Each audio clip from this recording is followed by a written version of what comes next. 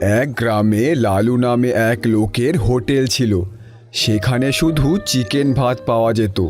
গ্রামে এই একটাই ননভেজের হোটেল ছিল। সেই কারণে লালু তার মন মর্জি দামে চিকেন ভাত বিক্রি করত।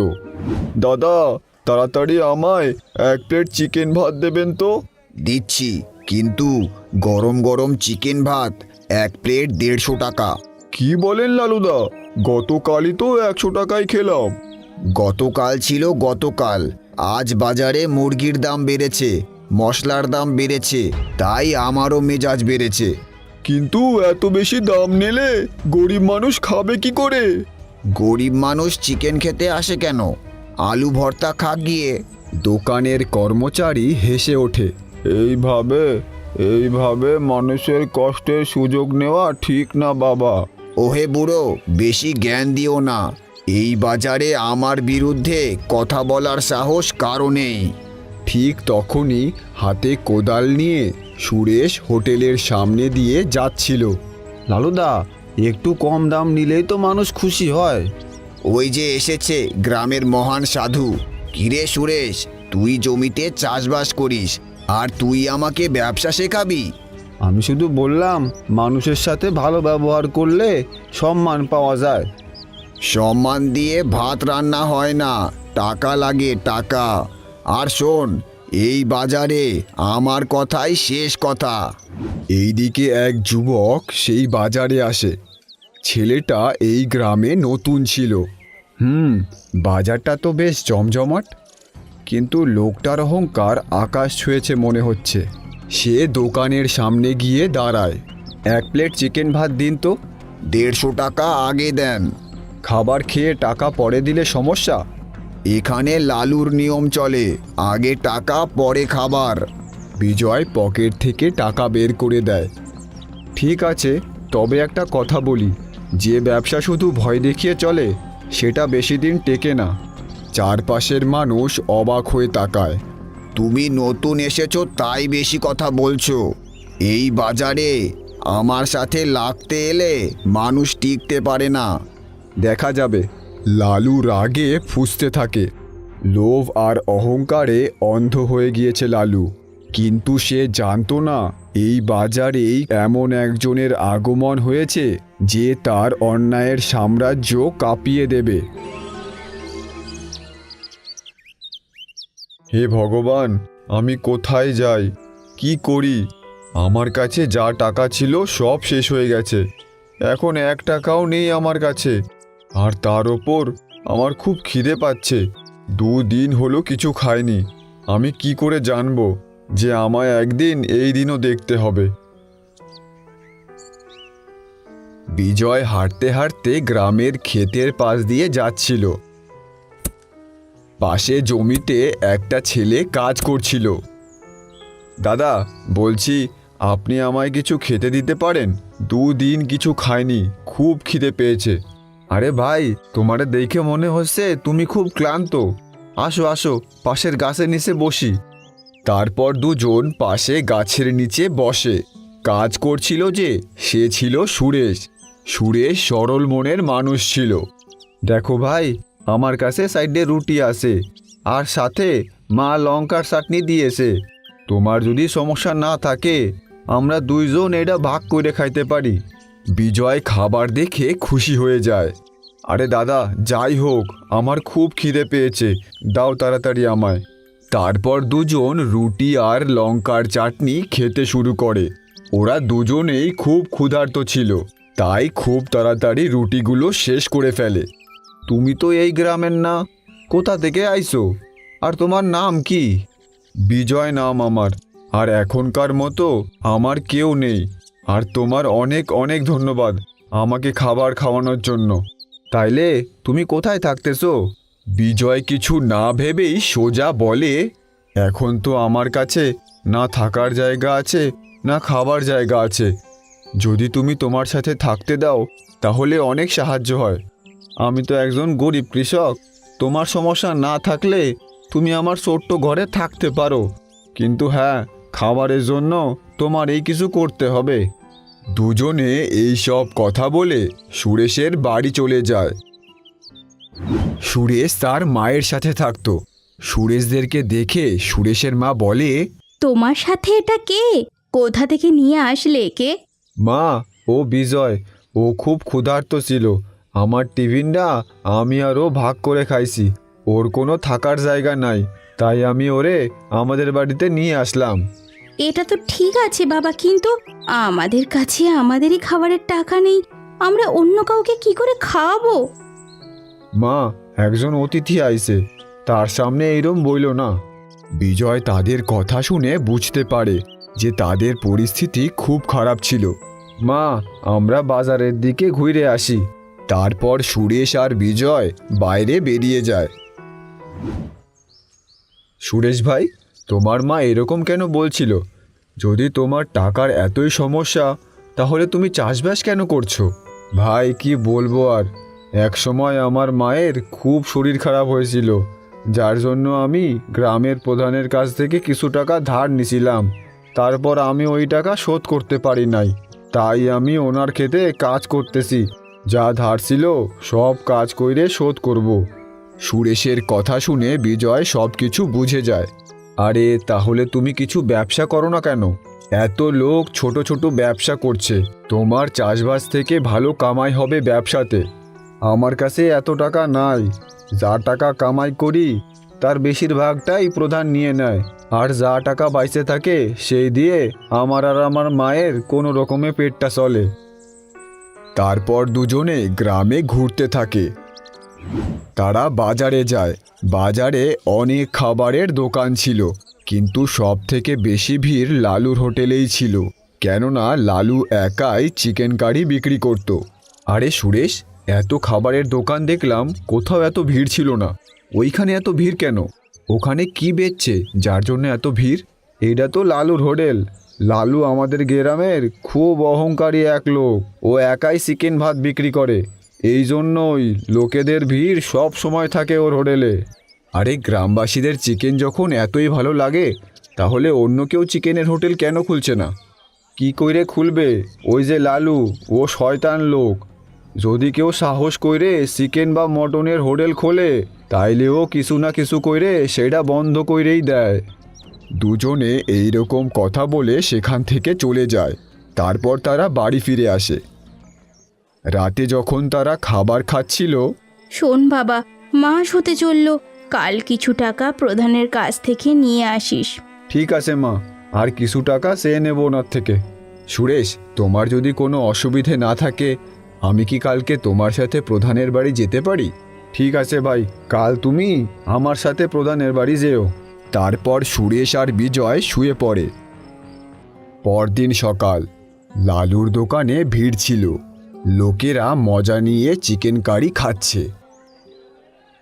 দাদা, চিকেন ভাত খাওয়ার পর যদি চাটনি পাঁপড় থাকতো, তাহলে ব্যাপারটা পুরো জমে যেত।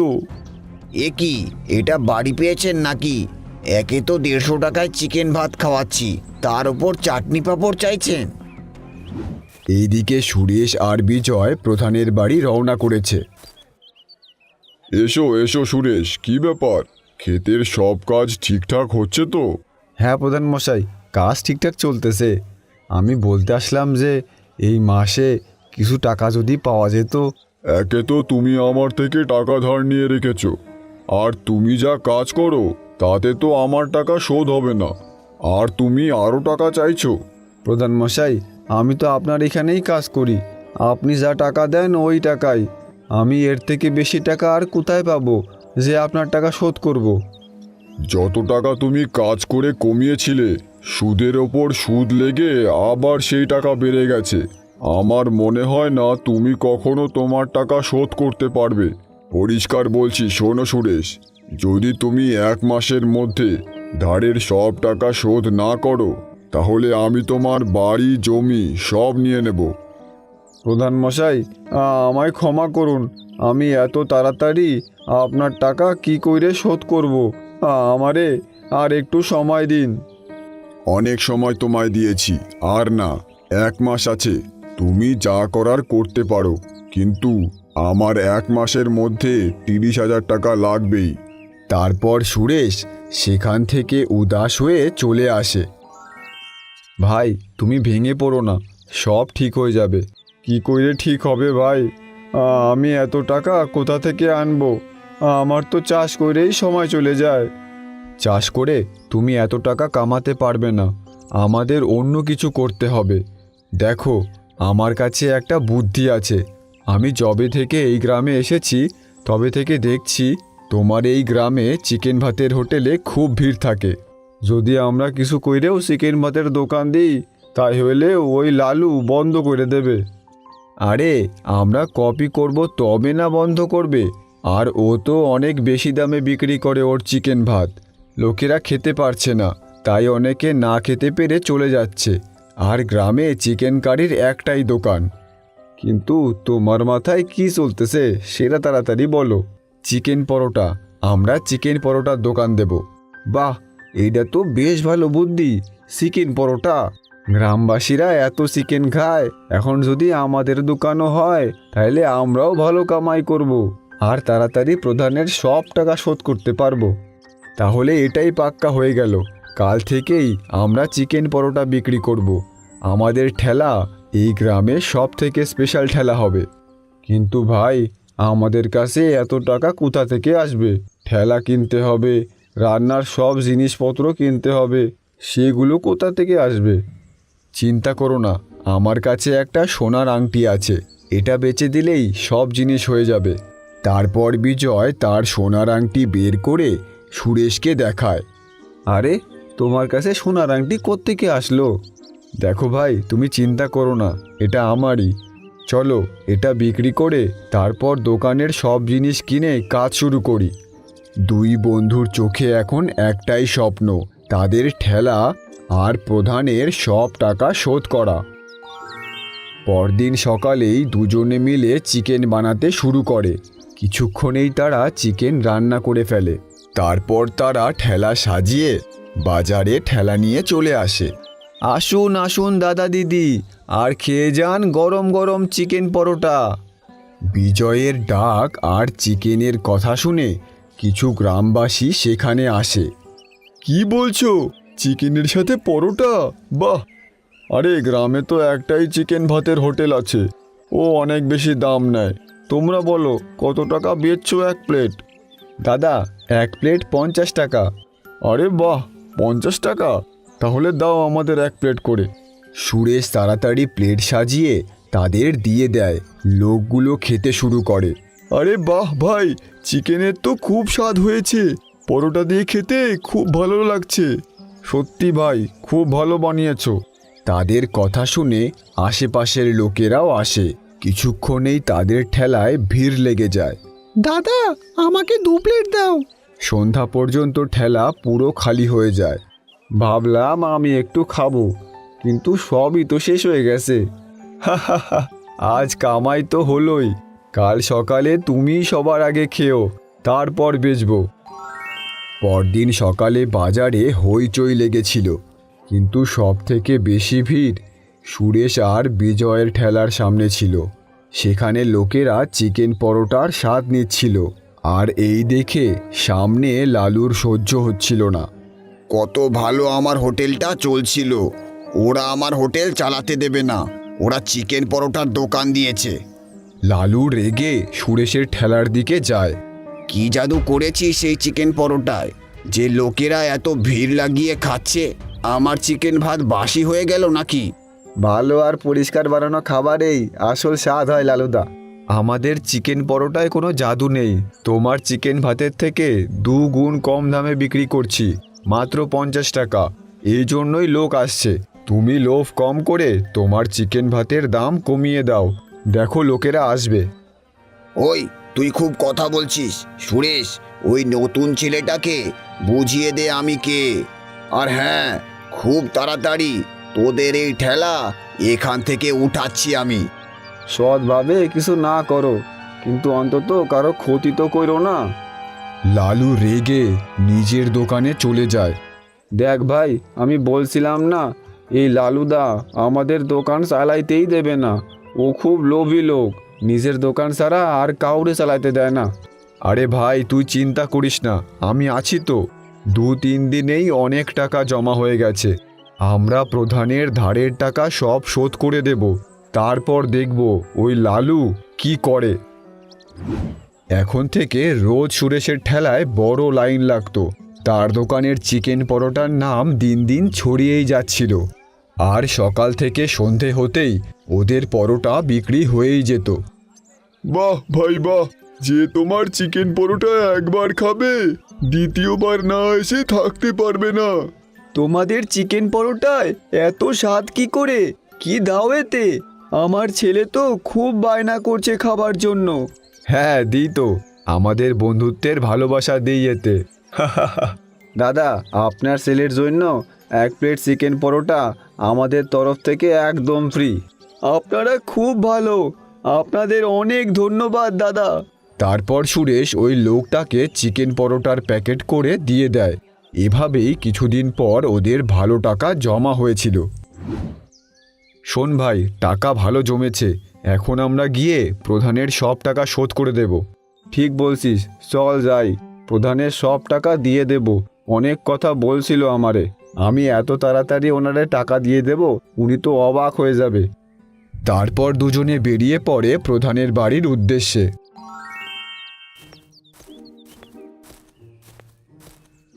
এসো সুরেশ আর বিজয়, তোমাদের দুজনের চিকেন পরোটার ব্যাপারে অনেক শুনেছি, পুরো গ্রামে খুব চর্চা হচ্ছে। হ্যাঁ প্রধান মশাই, এই জন্যই তো আপনার পুরো টাকা শোধ করতে আইছি। এই নেন আপনার পুরো সুদের সাথে 30,000 টাকা। আমরা দুইজনে দিন রাত কাজ কইরে এই টাকা কামাইছি। এত তাড়া কিসের ছিল? কদিন পরেই দিতে। আর চিকেন পরোটায় এত লাভ হচ্ছে। ওনার কথা শুনে বিজয় মনে মনে ভাবে, টাকা দেখে সব লোকেরই মন বদলে যায়। ওই দিন কত রেগে কথা বলছিল উনি। বিজয় আর সুরেশ আজ খুব খুশি ছিল, কেননা ওরা তাদের পরিশ্রমে প্রধানের সব টাকা আজ শোধ করে দিয়েছিল। দুজনে কথা বলতে বলতে তাদের বাড়ির দিকে যাচ্ছিল। তখনই রাস্তার পাশের মিষ্টির দোকান থেকে মনোজ নামে এক ময়রা কাকা তাদের ডাকে। বলো বাবা সুরেশ, তোমার ঠেলায় ভালো বিক্রিবাট্টা হচ্ছে তো? হ্যাঁ কাকা, আপনাদের আশীর্বাদে ভালোই চলতেছে। কিন্তু মনে রেখো বাবা, সব সাফল্যের পেছনে খারাপ নজরও লেগে থাকে।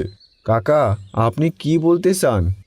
বাবা, আমি এক সময় বিরিয়ানির দোকান খুলেছিলাম, কিন্তু ওই লালু মিথ্যে বদনামি দিয়ে আমার দোকান বন্ধ করে দিল। এই জন্য বলছি একটু সাবধানে, নিজের খেয়াল রেখো। তারপর দুজনেই বাড়ি চলে যায়। দেখো চোখে চোখে সর্ষে ফুল, করুক মাথা ঝিম ঝিম। আর সেদিন রাতেই লালু বুদ্ধি আটছিল। এই বটু শোন, সব সময় নেশায় থাকিস। আজকে আমি তোকে একটা কাজ বলছি, কাজটা ভালো করে করতে হবে কিন্তু, বুঝেছিস? আরে মাতাল, ভালো করে শোন। ওই যে সুরেশ আছে না, ওর ঠেলা ওখান থেকে গায়েব করে দে, বুঝলি? তারপর তুই যা চাবি তাই দেব। আরে চিন্তা করো না কালুদা, এমন জায়গায় সরিয়ে দেব যে কেউ খুঁজেই পাবে না। আপনি শুধু একটা বোতল রেডি রাখবেন। তারপর বটু ওখান থেকে টলতে টলতে বেরিয়ে পড়ে। আজকে তো বোতলের জোগাড় হয়ে গেল। এই তো ঠেলাটা। সেখানে গিয়ে বটু ঠেলা ধাক্কা দিতে শুরু করে। ঠেলাটা চেন দিয়ে তালা মারা ছিল, তাই ঠেলাটা সরছিল না। আজ এই ঠেলাটা এত দূরে ফেলে আসবো যে কালুদা আমায় রোজ একটা করে বোতল দেবে।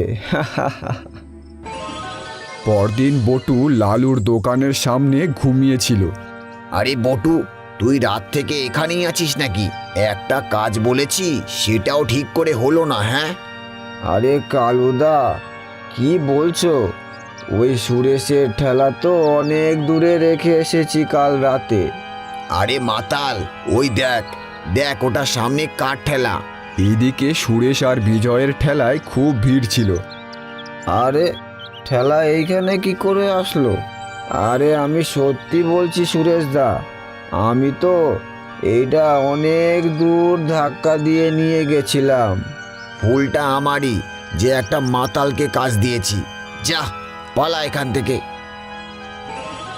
একদিন রাতে বাজারের সব দোকান যখন বন্ধ হয়ে গেছে তখন লালু অপেক্ষায় ছিল বাজার ফাঁকা হওয়ার। তোর চিকেন পরোটার এত নাম, আমি থাকতে সেটা কি করে থাকতে দিই? ওই নাম আমি মাটিতে মিলিয়ে ছাড়বো। লালু এই দিক ওই দিক দেখে কেউ আছে নাকি। বাজার খালি দেখে সে লুকিয়ে সুরেশের ঠেলার দিকে যায়। ওইদিকে দুই বন্ধু খুব খুশি ছিল। এইরকমই চলতে থাকলে তাইলে আমরা আমাদের একটা হোটেল খুলে নেব, আর হোটেলের সামনে বড় করে নাম হবে সুরেশ আর বিজয়ের চিকেন পরোটা। দেখ ভাই, দোকান চলে আর না চলে, কিন্তু কখনো মনে লোভ আসতে দিবি না। দোকান সব সময় পরিশ্রম আর সততার সাথে চলে। পরদিন দুজনে ঠেলা খুলেছিল, আর প্রতিদিনের মতো ঠেলায় ভিড়ও ছিল। পুলিশ আর কিছু লোক সেই ঠেলায় আসে।